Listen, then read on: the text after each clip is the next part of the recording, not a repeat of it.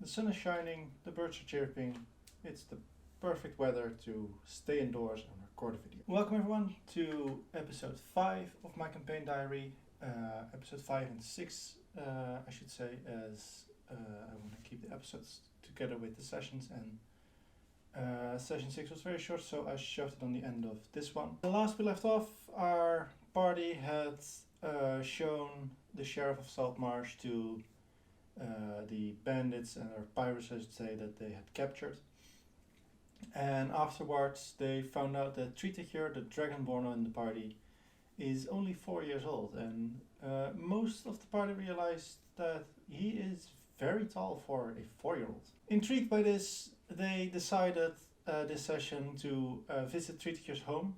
But before they got on the way, Jamian said his goodbyes as he wanted to arrange the ship in Saltmarsh a bit more, and he wanted to make sure the inn that he works at is safe before he just left it for anyone to enter. So with that, Francesca, Triticure, Kieran and Russell all together travel inland to Triticure's home. And after a couple of hours of travel, in the distance they spot a ox wagon, and it seems to be stuck. You see a small gnome, even for a gnome, a small person, kind of like circling around looking for a way to unstuck his wagon. So the party decides to approach and help him, and as they do so, the gnome gladly accepts their help, and they manage to push the cart about a couple of feet forward, and then it immediately gets stuck again. At which point the gnome kind of like throws his hands in the air and he just says, "You know what, fuck it, then I'll open my store here." And as the party is looking at what's at the back of the cart and looking at the gnome, he pulls a lever on the cart, and from it a tent sprouts basically. And as the party kind of circles around and enters the tent, it is filled with all kinds of basically piles of junk and shelves with all kinds of stuff in it. The gnome welcomes them to his wonderful shop of oddities, and announces that he is willing to either trade or sell any of the items they can find or want in his in his hoard. Triticure is very enthusiastic about the whole thing, but he is too overwhelmed by the whole thing, and he's kind of just more being impressed by the amount of stuff he collected than really looking for anything. The rest starts searching. Just for sake of brevity, I'm gonna skip over all the ones that they didn't buy or didn't do anything with. So first, Kieran finds a teapot with a relatively simple teapot, but it has diamond engravings around it, 24 diamonds to be exact. And 3 of those, or maybe 2 and now 3, don't remember, 2 or 3 of those diamonds are shining a bit of light. And as he shows to the gnome waves his hands, he gets identify. And he explains that this teapot will heal anyone who drinks tea from it. But every time you do so, every time you brew tea from it, another diamond will start shining.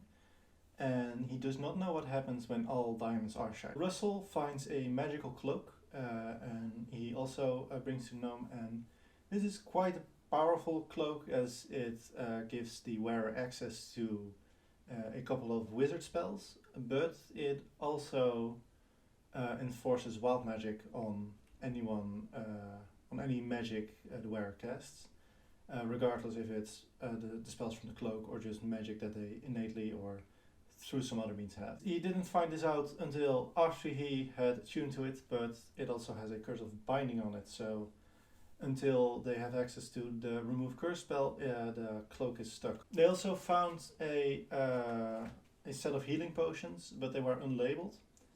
So they bought 3 of them, and they will eventually find out if the ones they have are actual healing potions or not. Then when Triticure kind of got a bit more to himself, he also went looking through the piles, and he found this leathery scroll basically, and as he opened it, he realized it wasn't leather or scroll; it was human skin, with two serpents tattooed on it. And even with the identify spell, they don't really realize what it does. They realize it's some form of magic imbued in the skin, but they don't really understand it. At this point, they are starting kind of collecting items that they want and trying to find out how much money they have and how much they can spend. And the gnome tells them that he also likes to trade things. And at first, they come with like valuables, and they directly dump all the items they found from the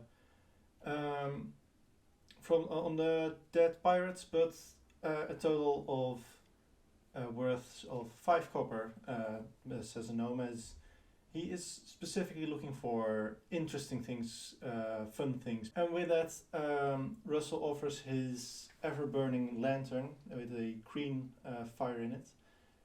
This makes him, the gnome, quite enthusiastic, and he offers to trade for it a ring. And as Russell touches it, he immediately feels like all air is sucked away from him. And like he's in immense pressure, basically like he's drowning. And he drops the ring immediately. And the air around him feels like it starts acting normal again.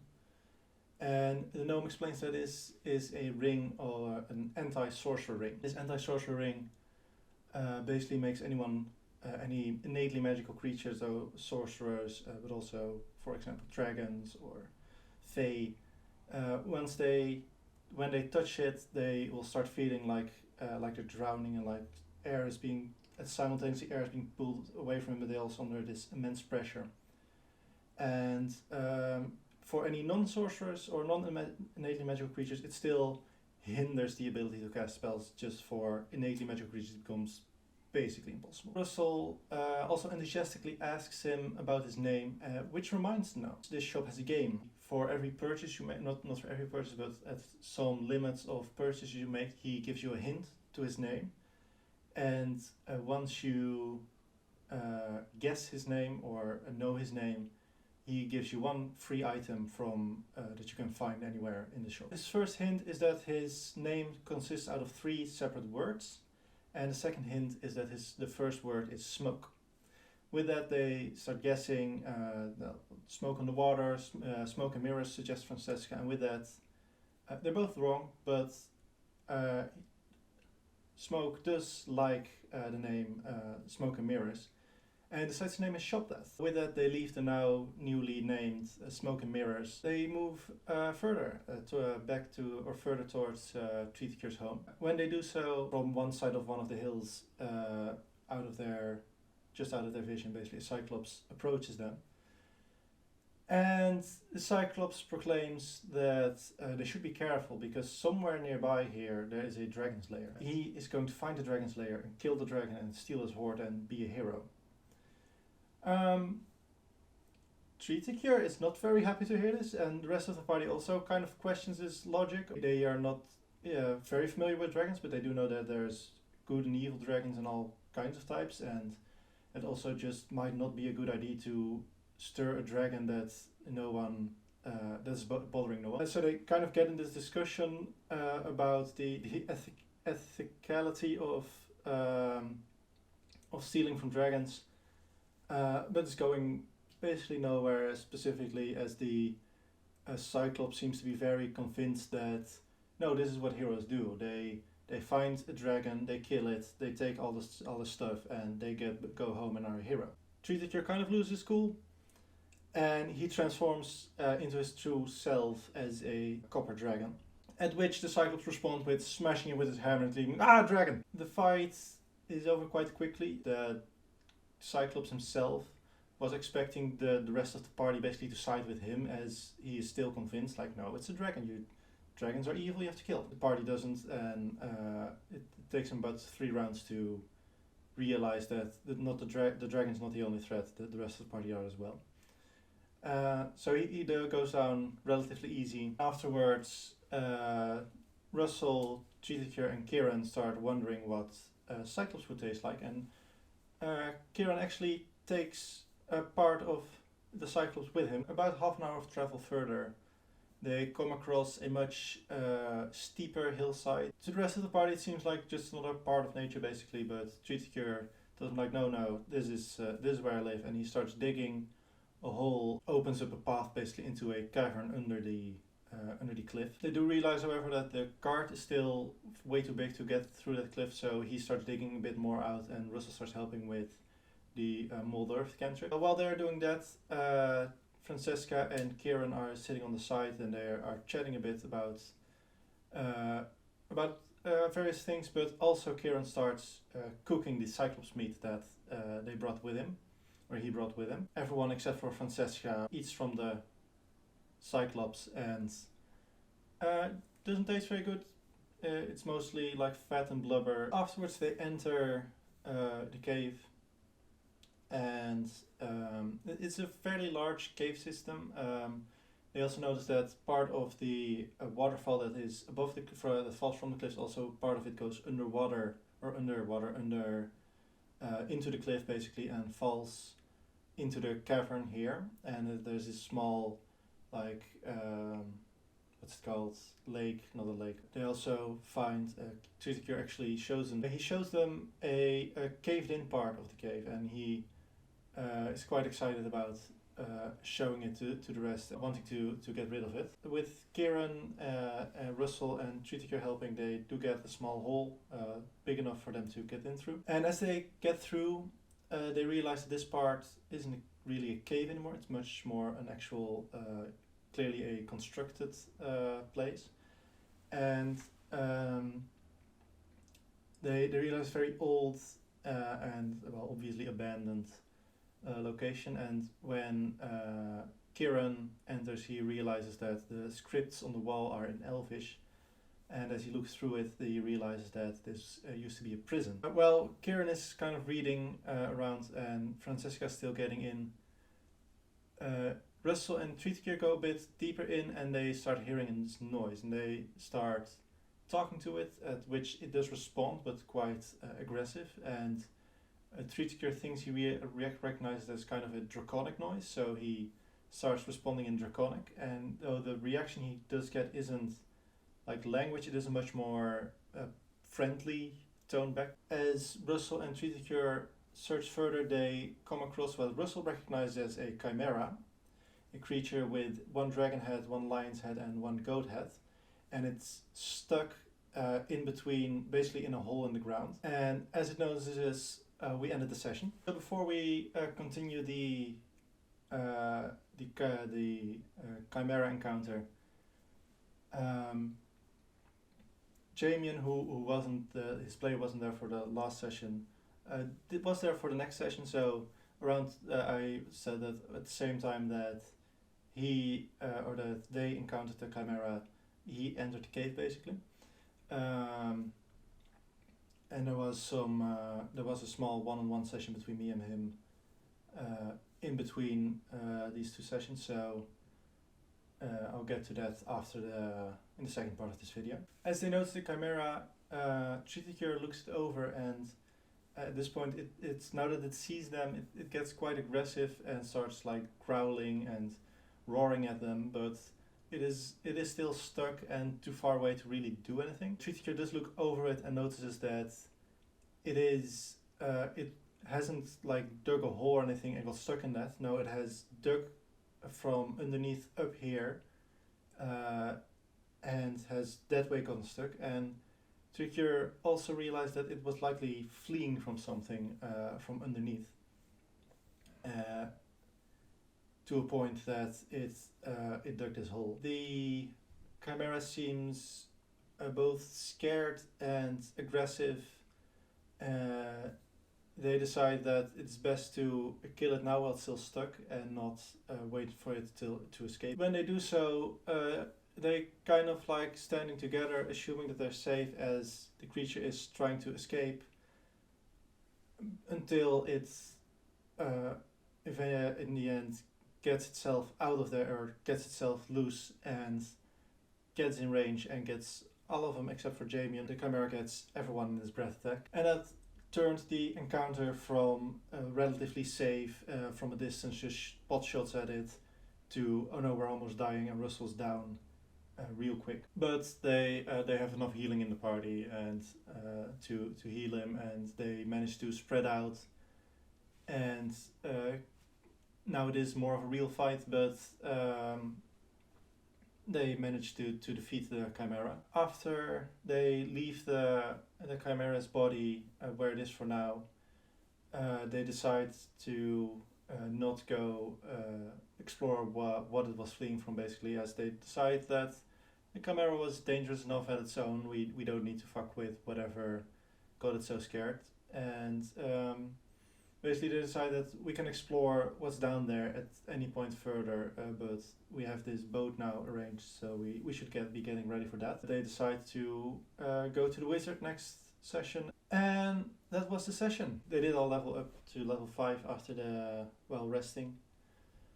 But yeah, we'll go to the second part of this video that my players still aren't allowed to watch. It's not gonna change. Timers, something else. We'll see what I come up with once I'm editing this. Now that they are gone, this session was basically random encounters except for the Chimera. The gnome, I was really hoping they would roll it, so I was also really glad when they did. Not only because I think he's a fun NPC to play, but I also was feeling like it was time for them to get their hands on some magic items. I felt like we've been going 4 sessions without them, not only without them getting anything, but also without them getting enough money or something, to having a good source to get anything from. The Cyclops encounter was also fun, as he was basically just a quite selfish creature who read too many stories about what a hero is, and kind of used that to fulfill his own idea of getting treasure and killing things, and telling himself that he's the good guy for doing that. The Jamian one-shot. Jamian went to find his employer, and in doing so, trying to find it out, he found a map that revealed a cave somewhere in between near Saltmarsh, basically. And when he went exploring that, he found a necromantic ritual that was still active and was basically keeping this flesh golem alive. It's not the monster manual version of the flesh golem, but a bit of an edited version, as it was only one level 4 rogue. But through some clever uses of the terrain and getting his familiar to disrupt the ritual while he distracted the golem, he manages to not outright destroy the golem, but he managed to weaken it to such a point that it wasn't a threat anymore. And with that, he basically passed it and went deeper into the cave and found these notes from his employer, about how he was desperate to basically resurrect his wife, and was manipulated by some more powerful wizard to do this ritual. And as he was going through the notes that this wizard had given to him,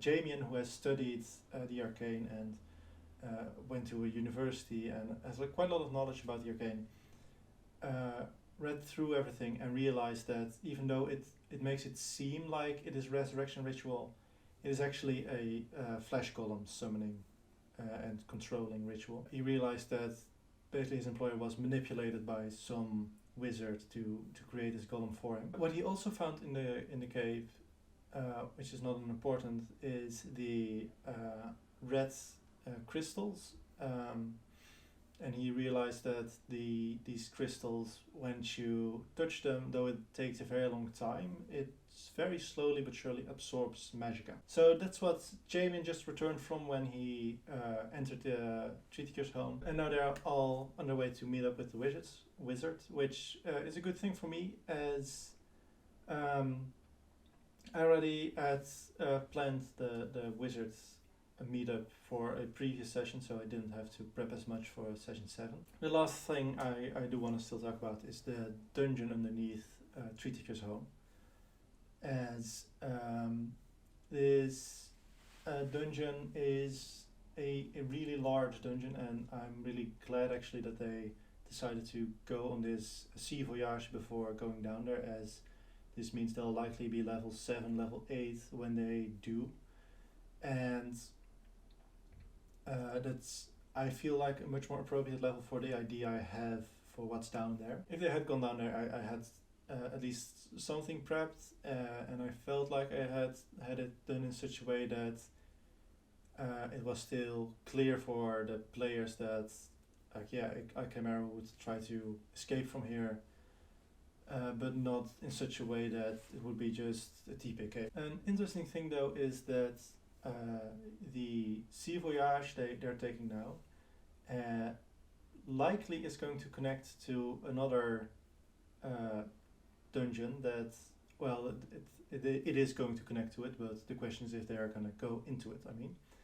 To a dungeon that actually connects to some part to the dungeon that is underneath Tree Teacher's home, as it is all part of the same very old research institute. Because though the place that they entered was a prison, and the part of the institute was also a prison cell, the place that they found is actually a very old and important place to find. They don't know it yet, but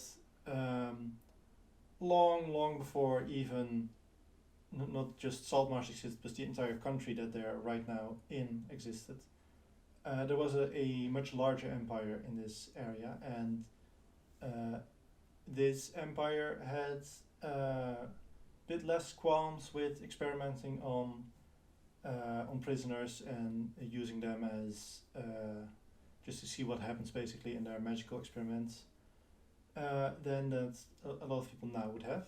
That is what they would have found there. This research institute with hordes of undead and some interesting experiments to find. Now they are probably gonna go through another route, which is also, I think, might be a more interesting route, as they now are going to come across the library instead of the prison first, and then see it from there. With that, thank you for watching this video. I hope you enjoyed. If you did, I hope to see you next time, and goodbye.